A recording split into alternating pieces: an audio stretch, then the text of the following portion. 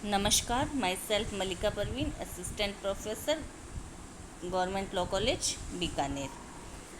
आज हम देखते हैं मुस्लिम विधि में कि मेहर की संपुष्टि किन परिस्थितियों में होती है, यानी under under what condition of मेहर कैन बी कंट्रीब्यूटेड।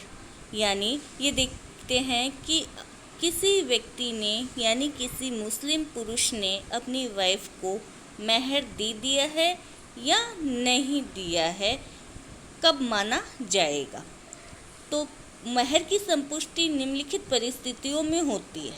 पहला, विवाह उत्तर संभोग के द्वारा, यानी मैरिज के बाद में अगर हस्बैंड वाइफ में रिलेशन बन गया है तो ये माना जाएगा कि हस्बैंड ने अपनी वाइफ को मेहर दे दिया है। या दूसरा आता है मान्य निवृत्ति यानी वैलिड रिटायरमेंट खिलवत उल सही के द्वारा, यानी हस्बैंड वाइफ दोनों एक अलग कमरे में रह रहे हैं तो माना जाएगा कि उनके बीच में रिलेशन बन गया है। थर्ड आता है पति एवं पत्नी में से किसी एक की मृत्यु के द्वारा, यानी हस्बैंड या वाइफ में से किसी एक की डेथ हो जाती है तो यहाँ पर माना जाएगा कि मेहर दे दी गई है, भुगतान कर दिया है। शिया विधि के अंतर्गत मेहर की संपुष्टि में जो खिलवत उल सही ना होकर केवल 2 ही पॉइंट माने जाते हैं। नेक्स्ट क्वेश्चन आता है मेहरे तफवीज किसे कहते हैं। मेहरे तफवीज किसे कहते हैं?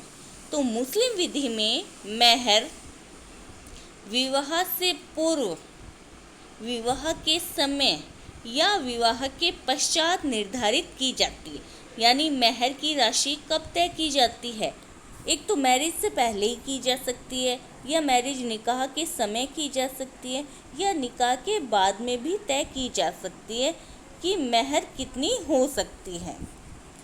जो मेहर विवाह के पश्चात म्यूचुअल कंसेंट से यानी पारस्परिक सहमति से तय की जाती है हस्बैंड वाइफ के द्वारा, तो उस मेहर को बोलते हैं मेहरे तफवीज।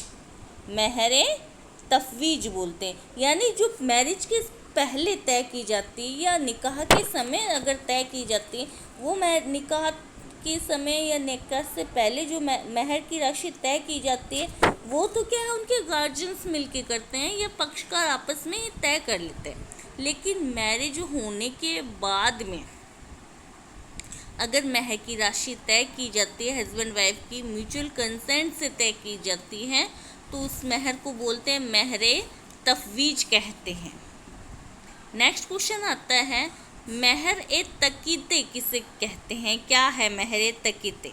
जब मेहर को पंच फैसले द्वारा या न्यायाधीश द्वारा निश्चित किया जाता है तो वह मेहर मेहर ए तकीजे कहलाती है। यानी जो पक्षकार नहीं तय करते, ना ही उनके गार्जियन तय करते, बल्कि जो पंच परमेश्वर होते हैं, यानी जो मौजीज लोग हैं या जो उनके बड़े लोग हैं, या किसी न्यायाधीश द्वारा। न्यायाधीश का मतलब यहाँ जुडिशरी वाले न्यायाधीश से नहीं है, यानी उनके समाज का जिसमें दोनों पक्ष का रजामंद हो, वो किसी एक व्यक्ति को, पर्टिकुलर व्यक्ति को तय कर लेते हैं कि इसके द्वारा जो भी मेहर की तय की जाएगी वो हमें स्वीकार है। तो अगर किसी पंच फैसले द्वारा या किसी न्यायाधीश के द्वारा कोई मेहर तय की जाती, यानी वर और वधू तो तय नहीं करते, ना ही उनके गार्जियन तय करते, किसी थर्ड पर्सन के द्वारा तय की जाती है, तो उस मेहर को बोलते हैं मेहर ए तकीजे कहलाती है। ठीक है, तो ये तो मेहर का था। अब नेक्स्ट क्वेश्चन आता है खर्च पानदान क्या है।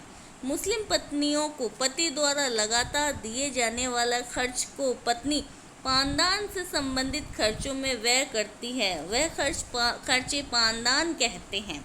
यानी एक मुस्लिम महिला वाइफ अपने पति के साथ में रह रही है और पति के द्वारा डेली का जो नित्य का जो हाथ खर्चा जो दिया जाता है, वो पैसे वो अपने नित्य कर्म में या जो भी डेली के जो उसके सुपारी कुछ भी जो भी खाने के जो खर्च है, उस खर्च को पानदान खर्च कहते हैं।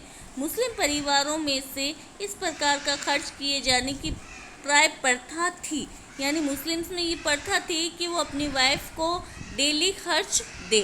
कहीं कहीं तो खर्च, पानदान खर्च विवाह से पूर्व ही तय कर लिया जाता है और एक माह में नहीं दिए जाने पर दूसरे माह में 2 माह का खर्च पानदान देना पड़ता है।